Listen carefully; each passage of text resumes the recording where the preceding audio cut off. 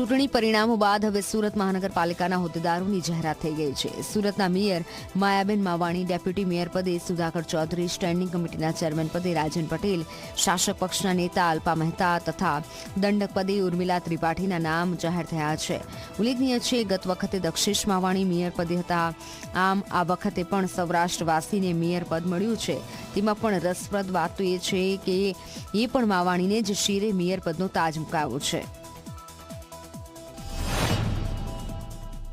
મારા સાથી કોર્પોરેટરો સાથે વિસ્તારના કામો જે વિસ્તારના કોર્પોરેટરો છે તેની સાથે મળી અને તમામ જે પણ ચેલેન્જો છે તે સ્વીકારી અને એને પૂરતા જનતાને ન્યાય મળે તે માટેના અમે કાર્યો કરીશું. ત્યારે જે પ્રશ્ન આવશે મારી પાસે તે પ્રશ્ન પૂરતી રીતે હું પ્રયત્નશીલ રહી અને પૂરા કરવાના હું પ્રયત્ન કરીશ. અને આગળ કહું તો અમારા જે મેયરો, ભૂતપૂર્વ મેયરો છે, વર્ષોથી તે વિકાસના હંમેશા માટે કામ કરતા આવ્યા છે અને એ જ કામને લઈ અને હું આગળ વધારેમાં વધારે પ્રગતિ કરીશ અને સુરતને કેવી રીતે આગળ લઈ જઈશ એવા બધા જ પ્રયત્ન.